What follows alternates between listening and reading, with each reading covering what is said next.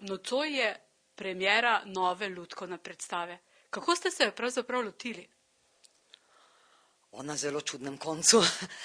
Problem teh lutk, ki niso klasične, je bil v tem, da dejansko nismo vedeli, kaj z njimi početi. V bistvu smo se spopadali z tem, da predmet naenkrat oživljamo. Običajno je lutka vendarle v naravi živ človek in jo potem pač oživljaš na odru. Ne, mi oživljamo oblačila, čevlje, škornje, verižice, modne dodatke in tako naprej.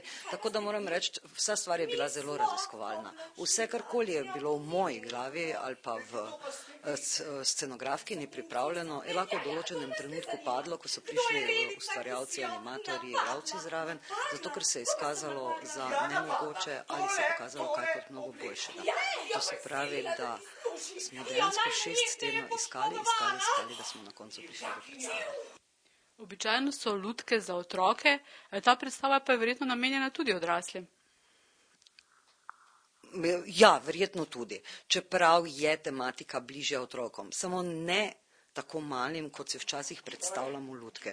Ko rečemo lutke, potem od vrtca naprej gremo vse sodi med te otroke, ki morajo lutke gledati. Mislim pa, da je ta tematika vendarle za malo starejše otroke, se pravi za tiste, ko dojamejo, kaj to pomeni, ko jim rečeš, pospravi copate, ne razmeči obleke, kakšno imaš zopet v sobi, vse imaš popacano in podobno. Skratka, v tej predstavi se oblačila pritožujejo nad ljudmi, ki z njimi grdo ravnamo. Kaj vam pomenijo lutke? Pa to je svet, ki sem ga zdaj v bistvu detajlno na novo odkrivala. Jaz ga poznam tako, da prideš in pogledaš predstavo. In je to nek čaroben, nerealen svet, nekaj, kar si lahko privošči fantazija, jaz pa samo kak nauk lahko v realen svet zase potegnem. Po drugi plati se mi zdi, da je meni služila ali pomagala so mi lutke, da sem svojim otrokom pokazala nek drug, nek čaroben svet.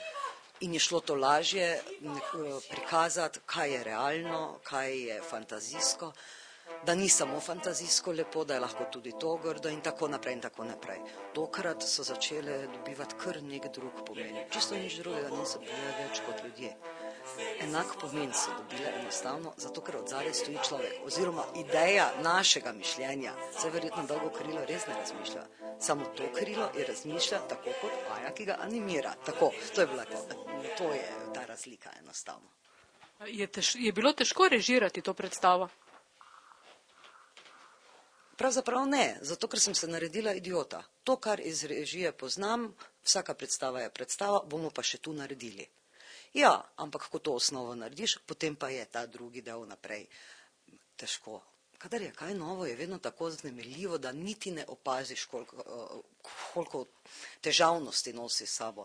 Res pa je, da so bili prav animatorji in igralci tisti, ki so blazno potrpežljivo ne samo sodelovali, ampak tudi povsod tam pomagali, kjer je manjkalo. Tako da to je definitivno timsko delo.